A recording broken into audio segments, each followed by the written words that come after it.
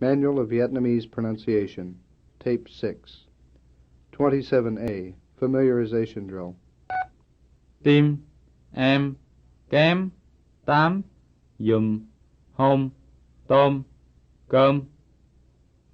27B1, Mimicry Drill.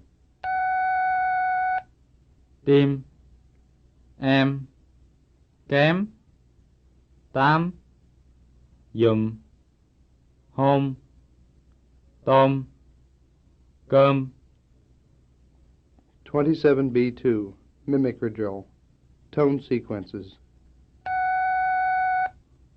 Em nhỏ, làm gì? Đi sớm. 8 giờ. Chị em đó. Cô làm gì? Tôm đó rẻ. Để làm gì? 28A, Familiarization Drill. Kinh, đình, tính, anh, hạnh, rảnh, in, xin, chính, đến, bến.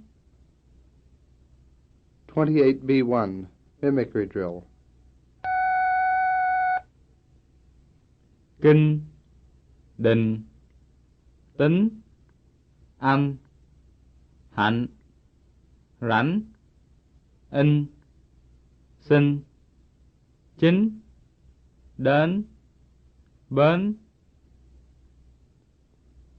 28B2, Mimicry Drill. Tone Sequences. Đến sớm. Gia đình, kinh tế.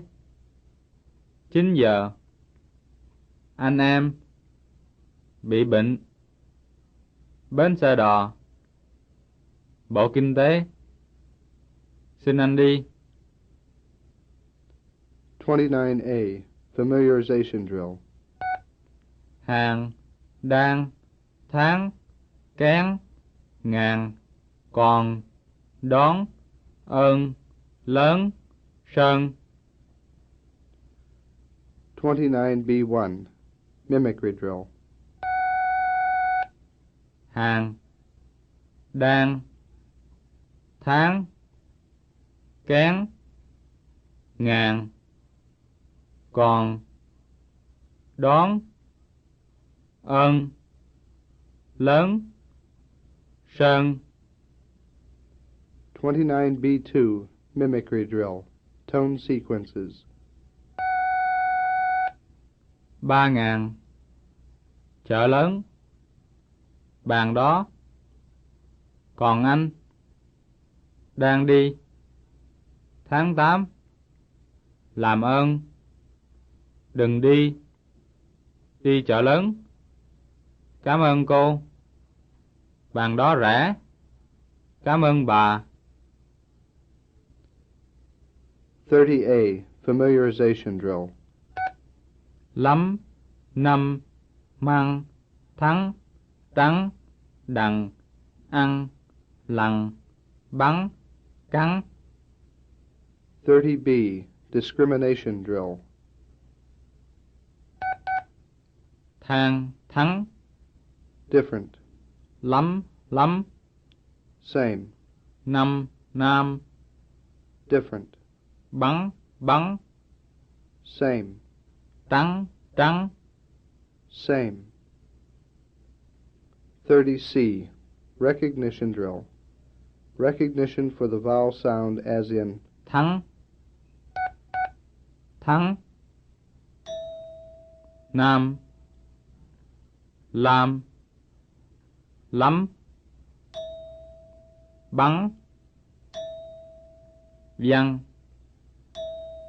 Đang, ăn. 30D1, Mimicry Drill. Lắm, năm, măng, thắng, trắng, đằng, ăn, lằng, bắn, cắn. 30D2, Mimicry Drill. Tone sequences. 3 năm. Ăn cơm. Bị bắn. Rẻ lắm. Cũ lắm. Đi ăn. Đồ rẻ lắm. Đồ cũ lắm. Nó đi ăn. 31A. Familiarization drill. Đấng, cần, bận, hân, dân, ngấn, lấn, tân. 31B. Discrimination drill.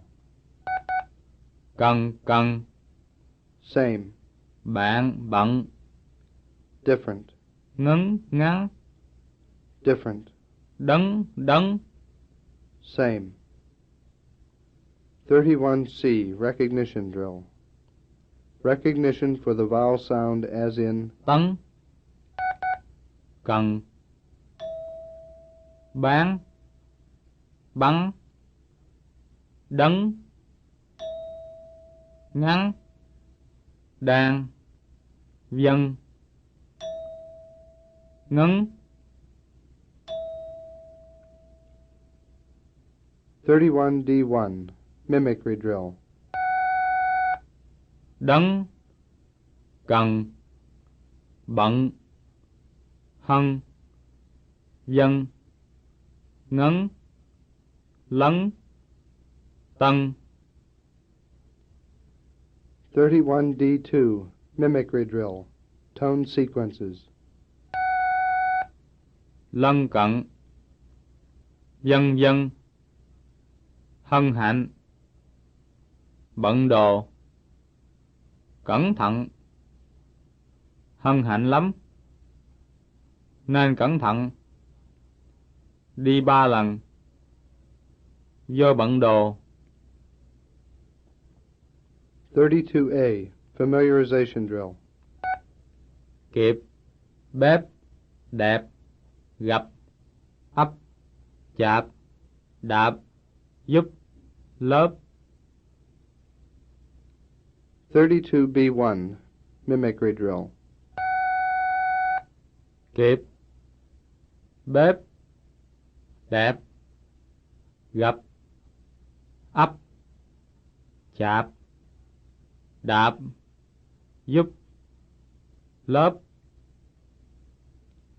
32B2. Mimicry drill. Tone sequences. Xe đạp, nhà bếp, lớp 8, tháng chạp, đẹp lắm, đi Pháp, đi xe đạp, cô đẹp lắm, ở Pháp đến, ở Mỹ đến. 33A. Familiarization drill. Ếch, ách, cách, mạch, ít, mệt, chết, Tết. 33B1. Mimicry drill. Ếch, ách, cách, mạch, ít, mệt, chết, Tết. 33B2. Mimicry drill. Tone sequences. Sách đó, mệt lắm, sách rẻ, sách cũ, sách đó rẻ, sách đó lớn. 34A. Familiarization drill. Cát, nhạc, bắt, trực, đứt, mét, mặt, giặt, tất, trợt. 34B1. Mimicry drill. Cát, nhạc, bắt, trực, đứt, mét, mặt, giặt, tất, trợt. 34B2. Mimicry drill. Tone sequences. Lặt vặt, nhà hát, tất cả, đi Đức, tất thì. 35A. Familiarization drill. Long, song, chồng, ông, không, hỏng, cũng, đúng, trung, bốn, lộn, hôn, khốn, thùng, bún. 35B. Discrimination drill. Contrast final consonant sound only. Ôm, ông, Different. cũng, Same. đứng, đúng, Different. ông, không, Same. cũng, cùng. Same. 35C. Recognition drill. Recognition for final consonant sound as in Ông, cũng, ôm, bốn, đừng, cũng. 35D1. Mimicry drill. Long, song, chồng, ông, không, hỏng, cũng, đúng, trung, bốn, lộn, hôn, khốn, thùng, bún. 35D2. Mimicry drill. Tone sequences. Ông Long, 4 giờ, không đi, không có không, ăn xong, ông đi không, ông không đi, bà cũng đi. 36A. Familiarization drill. Tốt, lột, một, mốt, phút, chúc, đọc, học, chúc. 36B. Discrimination drill. Contrast final consonant sound only.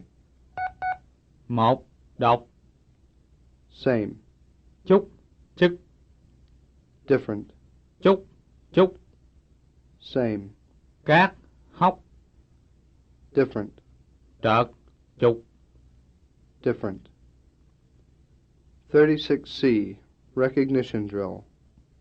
Recognition for a final consonant sound as in Học, đức, đọc, mật, chúc, phúc, chức, một. 36D1. Mimicry drill. Tốt, lột, một, mốt, phút, chúc, đọc, học, chúc. 36D2. Mimicry drill. Tone sequences. Một chút, đọc sách, học xong, 4 phút, tốt lắm, học ở Mỹ, học ở Pháp, tốt mà rẻ. This is the end of Tape 6, Manual of Vietnamese Pronunciation.